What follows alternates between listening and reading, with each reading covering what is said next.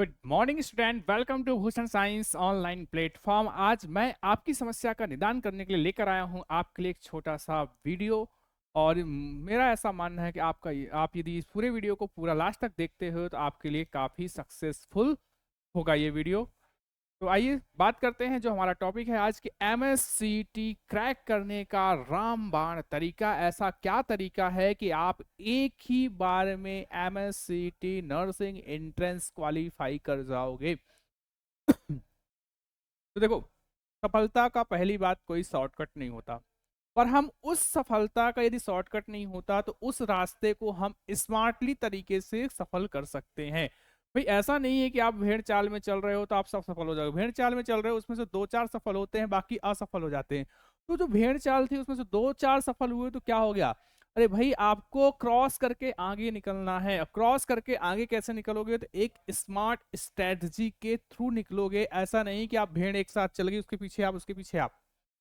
तो ऐसा करोगे तो जो सबसे आगे वाली भेड़ है वो आगे पहुंचेगी और आप उसके पीछे ही पीछे रह जाओगे, क्योंकि सीटें क्या होती हैं, लिमिटेड होती हैं। और जैसे आपको पता हो कि एमएससीटी का फॉर्म आ चुका है तो आप लोग भर दीजिएगा, लेट मत कीजिएगा, या फिर अंतिम डेट का इंतजार मत कीजिएगा कि अंतिम दिन भरेंगे। हो सकता है कि साइट ओवरलोड हो जाए और आपका फॉर्म रह जाए, तो फिर आप ये सोचे कि अब फॉर्म की डेट बढ़ जाएगी कि नहीं बढ़ जाएगी, तो इतना इंतजार ही क्यों करना। कौन सा भारी काम, 1 घंटा 1.5 घंटा लगना है, जाके भर दो फॉर्म को। तो आइए बात करते हैं कि हम एमएससीटी कैसे क्रैक करें एक बार में। ठीक है, तो इस रामबाण तरीके में आपका पहला जो काम है, पहला काम ये है कि यदि आप एमएससीटी का फॉर्म भर रहे हैं तो आपके दिमाग में आपको उस मंजिल तक पहुंचने का रास्ता एकदम क्लियर होना चाहिए, आपका विजन एकदम क्लियर होना चाहिए, इधर उधर भटकाव नहीं होना चाहिए।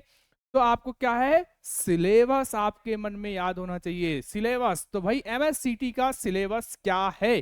तो आइए एक बार में इसको दिमाग में फिट करते हैं कि एमएससीटी क्या है सिलेबस। तो ध्यान रखना, आप बड़े सौभाग्यशाली हैं कि एमएससीटी में जो नर्सिंग के लिए क्वेश्चंस आते हैं, एंट्रेंस के जो क्वेश्चन पूछती है, कोई अलग से नहीं। जो आप महाराष्ट्र बोर्ड का सिलेबस पढ़ रहे हो उसी सिलेबस से आता है, कोई अलग से सिलेबस नहीं है। ना तो आपको एनसीईआरटी पे जा जोड़ देना है, ना आपको आईसीएसई बोर्ड पे जोड़ देना है, ना सीबीएसई बोर्ड पे जोड़ देना है। आपको अपने राज्य के, अपने स्टेट के, महाराष्ट्र बोर्ड के सिलेबस को घोट कर पी जाना है। समझ में आई बात? पहला कदम यही है सफलता की। यदि कोई पहली सीढ़ी है वो ये है कि आपको किस रास्ते से गुजरना है, और वो रास्ता है आपके एमएससीटी सिलेबस। एमएससीटी सिलेबस की ओर एक नजर घुमाएं तो देखो, यहाँ से फिजिक्स 20 नंबर का, केमिस्ट्री 20 नंबर की, बायोलॉजी 20 नंबर की, इंग्लिश 20 नंबर का, नर्सिंग एप्टीट्यूड 20 नंबर का, वो भी केवल और केवल 12th का सिलेबस। कितने सौभाग्यशाली! ऐसे बहुत सारे स्टेट है जहां पर 11th और 12th दोनों पूछा जाता है, पर आप सौभाग्यशाली हैं कि आपको सिर्फ और सिर्फ 12th का सिलेबस आता है, वो भी आपके बोर्ड का सिलेबस आता है। ठीक है, तो ये आपके साथ प्लस पॉइंट है। चलिए अब और बात करते हैं यहाँ पे कि सर ये 20-20 मार्क्स के हो गए, मतलब कि क्या है, 5 सेगमेंट से क्वेश्चन पूछे जाएंगे, इक्वल पूछे जाते हैं। Total marks 100, total number of questions जो होंगे वो भी क्या है आपके लिए, 100 हैं। देखो, 100 क्वेश्चन 100 मार्क्स का, और एक क्वेश्चन एक नंबर लाके देगा आपको। टाइमिंग जो है यहाँ पे, खेल आपके यहाँ पर क्या है, टाइमिंग का है। टाइमिंग आपको मात्र 90 मिनट की टाइमिंग दी गई है। इस 90 मिनट में आपको 100 क्वेश्चन सॉल्व करने हैं। इसका मतलब आप समझ पा रहे हो क्या, कि आपकी जो सफलता की सीढ़ी बनेगी, जो आपका रामबाण है, वो क्या है, आपका टाइम मैनेजमेंट बनने वाला है। और वो कहां से पता चला? जब आप सिलेबस की ओर नजर घुमाएं तब। ठीक है, तो सिलेबस कहते हैं कि हर एक सफलता में, किसी भी एग्जाम को आप क्रैक करना चाहते हो तो उसकी पहली सीढ़ी किसी भी एग्जाम को क्रैक करने की है, वो आपका सिलेबस। सिलेबस आपको याद होना चाहिए। ठीक है, चलिए 90 मिनट, क्वेश्चन 100, मतलब कि सर यदि हम एक क्वेश्चन को 1 मिनट भी देते हैं, एक क्वेश्चन को 1 मिनट भी देते हैं, तो भी सर हमारे पास टाइम की आती है कमी। तो हम 90 मिनट को कैसे डिस्ट्रीब्यूट करें, कैसे सबको टाइम दें? तो अब हम बात करेंगे किस पर, टाइम मैनेजमेंट की।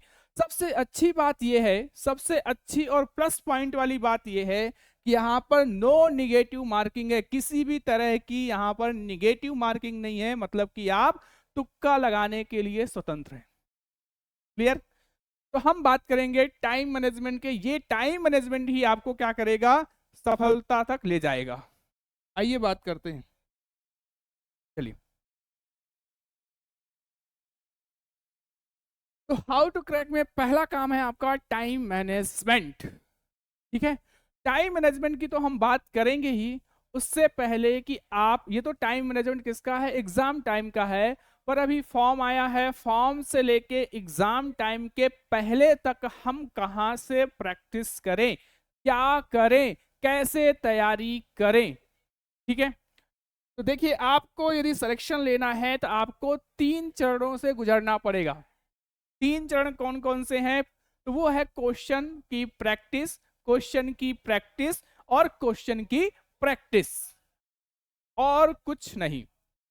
पहला काम PYQ, पहला प्रेफरेंस देना है आपको PYQ पर। देखो PYQ आपके लिए बहुत इंपॉर्टेंट है, तो आपको PYQ आराम से कीजिए। उसके बाद सेकंड प्रेफरेंस देना है chapter wise question, chapter wise question पर आपको जान लगानी है। ठीक है, और फिर जब आप PYQ और चैप्टर वाइज क्वेश्चन कर ले, उसके बाद आपको मॉडल पेपर सॉल्व करने हैं। मॉडल पेपर मतलब कि मॉक टेस्ट आपको देने हैं। ठीक है, मॉडल पेपर जब आप सॉल्व करेंगे तो मॉडल पेपर सॉल्व करते समय आप ठीक 90 मिनट का टाइम लेंगे।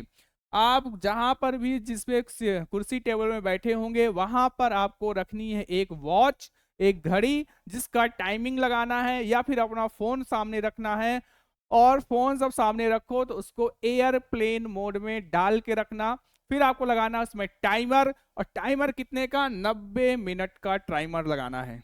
ठीक है, और इस 90 मिनट तक आपको भूल जाना है कि बाहर की दुनिया कैसी है, और आपको सेल्फ ऑब्जर्वेशन करना है, अपना सेल्फ टेस्ट करना है कि आप अपनी प्रतियोगिता परीक्षा में, आप MSCT के एग्जाम में आपकी तैयारी का लेवल क्या है, कितने पानी में हो, वो कहां से पता चलेगा, जब आप मॉडल पेपर या मॉक टेस्ट दोगे तब।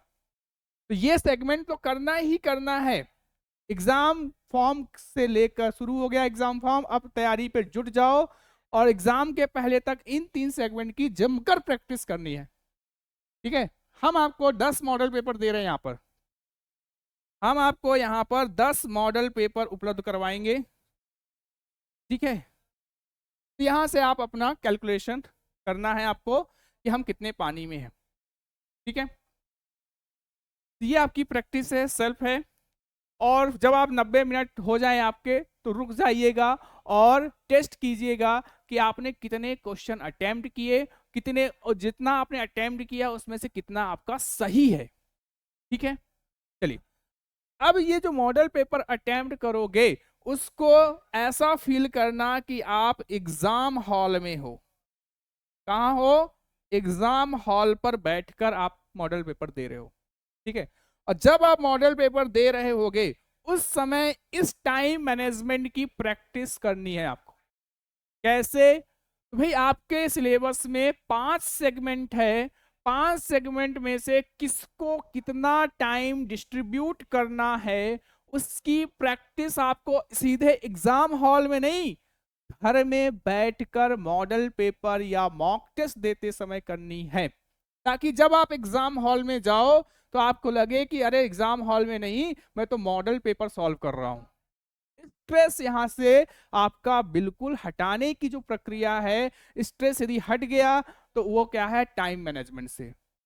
देखिए फिर क्वेश्चन कैसे अटेम्प्ट करना है, भाई हो सकता है कि आपका जो एग्जाम जो आपको पेपर होगा उसमें पहले फिजिक्स आ जाए, फिर केमिस्ट्री दिया हो, फिर बायो दिया हो, फिर नर्सिंग एप्टीट्यूड हो, फिर इंग्लिश हो। तो आपको इस पर ध्यान नहीं देना है, आपको अपना माइंड क्लियर करके चलना है कि मुझे सबसे पहले नर्सिंग एप्टीट्यूड अटेम्प्ट करना है। तो सबसे पहला काम आप क्या करोगे, नर्सिंग एप्टीट्यूड अटेम्प्ट करोगे। और नर्सिंग एप्टीट्यूड कितने क्वेश्चन, 20 क्वेश्चन ऐसा नहीं कि 20 क्वेश्चन को एक एक मिनट देना है, क्योंकि आपके पास एक एक मिनट के लिए क्वेश्चन बहुत ज्यादा है, टाइमिंग बहुत कम है। तो क्या करोगे, 10 से 12 मिनट में 10 से 12 मिनट में नर्सिंग एप्टीट्यूड अटेम्प्ट करने की कोशिश करना। उसके बाद 10 से 12 मिनट ही इंग्लिश के लिए देना, इससे ज्यादा नहीं हो सकता। यदि पहला क्वेश्चन नहीं बन रहा है आपको, छोड़ दो, आगे बढ़ो। और डीमोटिवेट बिल्कुल नहीं होना है कि नहीं बना तो आगे नहीं बनेगा, अरे बनेगा, 100% बनेगा, ठीक है। तो 10 से 12 मिनट में आपको इंग्लिश सॉल्व कर देना, 20 क्वेश्चन सॉल्व। फिर 12 से 15 मिनट देना है बायोलॉजी के। थर्ड में कहा जाओगे, बायोलॉजी सॉल्व करोगे 12 से 15 मिनट में, क्योंकि थ्योरी बेस्ड क्वेश्चन होते हैं। कोई पेन आपको नहीं चलानी वहां पर, ना ही आपको नर्सिंग एप्टीट्यूड में, ना ही आपको इंग्लिश में, ना ही बायोलॉजी में, किसी भी तरह की पेन नहीं चलानी है। थ्योरी बेस्ड क्वेश्चन आएगा तो ठीक, ज्यादा सोचने की जरूरत नहीं है, जब टाइम बचेगा तो सोच लेंगे। फिर केमिस्ट्री 25 से 30 मिनट में सॉल्व करने हैं 20 क्वेश्चंस को। और फिजिक्स के लिए आपको बचाना है टाइम, क्योंकि फिजिक्स यहाँ पर थ्योरी बेस्ड फिजिक्स आएगी और साथ में न्यूमेरिकल बेसिस क्वेश्चन भी होंगे। और जब न्यूमेरिकल बेसिस जो क्वेश्चन होंगे उसको बिना पेन चलाए आप सॉल्व नहीं कर सकते हैं। तो टाइम कंज्यूम करने वाला कोई यहाँ पर सब्जेक्ट है, कोई सेगमेंट है, तो वो आपका है फिजिक्स। तो इसको कम से कम 30 से 35 मिनट अपने पास बचाने हैं, ताकि आप 20 क्वेश्चन को प्रॉपर टाइम दे सको, ठीक है। और यदि इस तरह से आप अपना टाइम मैनेजमेंट करते हो, तो आपको सिलेक्शन से, आपके फर्स्ट अटेम्प्ट में क्रैक करने से, चाहे आप न्यू स्टूडेंट हो, पुराने स्टूडेंट हो, इस तरह से यदि आप टाइम मैनेजमेंट कर पाते हो, इस तरह से आप टाइम मैनेजमेंट की प्रैक्टिस कर पाते हो, तो आपका सिलेक्शन कोई नहीं रोक सकता। ये एक रामबाण तरीका है, सिलेक्शन पाने का एकमात्र रामबाण तरीका है आपका टाइम मैनेजमेंट। ओके, चलिए अब सर इसको हम अटेम्प्ट कैसे करें क्वेश्चन। ऐसा तो नहीं है ना कि भाई आप नर्सिंग एप्टीट्यूड उठाए, भले थ्योरी आता है, तो क्या सब आपको आता है? क्या नहीं आता? हो सकता है कुछ क्वेश्चन ना बने। इसी तरह से इंग्लिश है, बायोलॉजी है, केमिस्ट्री है, फिजिक्स है, हो सकता है कुछ क्वेश्चन ना बने, हो सकता है कुछ क्वेश्चन बन रहे हो। तो देखो हमारे दिमाग की एक मजे की बात है कि कुछ क्वेश्चन बनते हैं, और फिर जब हम कुछ क्वेश्चन बना रहे होते हैं, तब जो क्वेश्चन नहीं बन रहे होते वो भी दिमाग में क्लिक कर जाते हैं। तो सुनिए, यहाँ पर आपको यहाँ पर अटेम्प्ट करने का जो तरीका है वो बताने की कोशिश कर रहा हूं आपको। सबसे पहला काम ये करना है कि आपके जो 100 क्वेश्चन हैं, 20-20 क्वेश्चन का जो सेगमेंट है, उसमें 100% उन 100 क्वेश्चनों में जो क्वेश्चन आपको 100% आते हैं, जिनका आंसर आपको 100% क्लियर है कि हाँ इसका आंसर ए ही होगा, हाँ इसका आंसर सी ही होगा, ठीक है, तो उसको सबसे पहले अटेम्प्ट करना है। प्रोसीजर वही रहेगा, पहले नर्सिंग एप्टीट्यूड, जैसे 100% जो क्वेश्चन सही है, पहले नर्सिंग एप्टीट्यूड से गुजरना है। यदि 20 में से 12 क्वेश्चन का आंसर आपको पता है, उन 12 क्वेश्चन को टिक करके सीधे कहां चले जाओ, इंग्लिश वाले सेक्शन में चले जाओ। इंग्लिश वाले जब सेक्शन में जाओगे, यदि आपको 20 में से 8, 10, 11, 12, 15 जितने के भी आंसर पता है, करो, आगे बढ़ो बायोलॉजी में। बायोलॉजी के जितने पता है उसको करो, आगे बढ़ो उसमें। मतलब कि पहले सेगमेंट में आपको 100% जिसका आंसर आपको आता है उसको सिक्योर करना है। क्या होता है, कई बार बहुत सारे बच्चे होते हैं जो ये कहते हैं नहीं मैं तो बनाऊंगा तो एक तरफ से ही बनाऊंगा, मास्टर कुछ भी बोल ले। तो जब बच्चा एक तरफ से बनाने की कोशिश करता है, तो कुछ क्वेश्चन ज्यादा टाइम लेते हैं, कुछ क्वेश्चन कम टाइम लेते हैं। और शुरू शुरू में आपको लगता है 90 मिनट बहुत है, और आप शुरू में ही जब सारा टाइम दे दोगे, तो लास्ट में टाइम ही नहीं बचता टाइम देने के लिए। और जब आप सरसरी निगाहों में ए बी करने जाते हो, तो पता चलता है घर जब आओगे तो लगेगा अरे इतना इजी क्वेश्चन था, मेरे पास टाइम होता तो मैं उसको सही कर लेता, है ना। क्योंकि देखो जो आप जिस पर आप 100% सिक्योर हो ना, वो आपके फिक्स नंबर हैं, उस पर ना तो एक कम होगा ना एक ज्यादा होगा, वो फिक्स है, एक्यूरेट नंबर है वो आपके। फिर सेकेंड हाफ इस तरह से करके जब आप 100 तक कर लो 100% क्वेश्चन को, फिर जो क्वेश्चन नहीं बने उनमें से कुछ क्वेश्चन क्या होते हैं, 50-50 वाले होते हैं। 50-50 इन द सेंस वही 4 ऑप्शन है, ए बी सी डी, यदि 4 ऑप्शन है तो उसमें से 2 ऑप्शन को आप एलिमिनेट कर सकते हो। मतलब कि उसको हटा सकते हो, क्योंकि आप चार में से क्या दो ऑप्शन को आपको लगेगा कि अरे ये तो हो ही नहीं सकता, बचेंगे दो ऑप्शन में आपको कंफ्यूजन रहेगा कि या तो ये होगा तो ये, या तो ये होगा। तो जिस ऑप्शन में आपकी प्रोबेबिलिटी सही होने की ज्यादा हो, फिर भाई आपको पहले यहाँ पे दो ऑप्शन एलिमिनेट कर देने हैं, बचे दो ऑप्शन, उसमें प्रोबेबिलिटी ज्यादा हो, जिसमें सही लगे, कहे कि दिमाग कहे कि हाँ इसका आंसर यही होना चाहिए, तो उसको आप टिक कर दो, हाँ भाई इसका आंसर ये। तो इस तरह से आप क्या करोगे, पहले तो 100% श्योर वाले कर दिए, फिर उसके बाद 50-50 वाले भी कर दिए। अब हो सकता है कि कुछ क्वेश्चंस अभी भी आपके छूट रहे हैं, तब आप लास्ट में आओ थर्ड मेथड, तुक्का मेथड यूज करो। ये तुक्का आपका सिलेक्शन करवाएगा। ध्यान रखना, तुक्का लगाने की भी एक कला है, ये नहीं कि मुंह उठाकर कुछ भी लगा दिए। तुक्का लगाना भी अपने आप में एक कला है कि आप तुक्का लगाए और वो सही हो जाए। सर कैसे लगाएं तुक्का, आइए बात करते हैं, तुक्का कैसे लगाएं, है कि नहीं। तो तुक्का कैसे लगाएं, बहुत बढ़िया।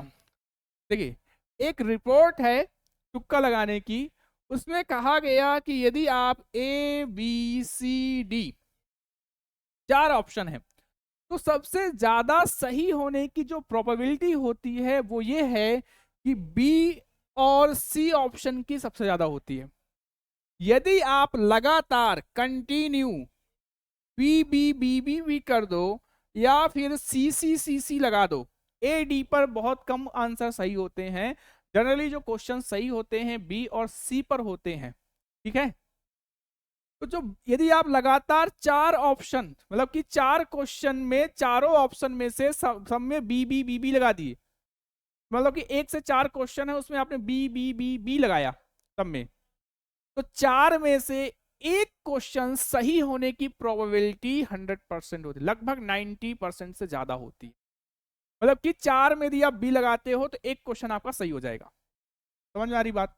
और ऊपर से क्या है, निगेटिव मार्किंग तो है नहीं, तो लगाओगे कैसे, ऐसा नहीं कि सब में उठा के बी लगा दिए, सब में उठा के सी लगा दी, नहीं, यहां पर आपको लगाना है थोड़ा सा कैलकुलेटिव दिमाग। कैसे, तो जो कैलकुलेटिव दिमाग आपने यहां पर लगाया था, कहां पर, यहां पर 100% जब आपको जिसका आंसर पता था वो, फिर आपने जो 50-50% किया वो, उन दोनों में ये देखो, उन दोनों में ये देखो कि कौन सा ऑप्शन ज्यादा सही हुआ है। भाई आप जब 100% वाले में देखोगे, किसी में बी लगाए किसी में सी लगाए, तो उसमें देखो सबसे ज्यादा सही वाला ऑप्शन कौन सा है, बी वाला सबसे ज्यादा सही हुआ है कि सी वाला सबसे ज्यादा हुआ है कि ए वाला हुआ कि डी वाला। फिर 50-50% में देखो कि सबसे सही होने वाला ऑप्शन कौन सा था, बी था कि सी था, मतलब कि ओवरऑल प्रोबेबिलिटी किस ऑप्शन की ओर जा रही है कि इस ऑप्शन में ज्यादा क्वेश्चन सही है। समझ रहे हो बात।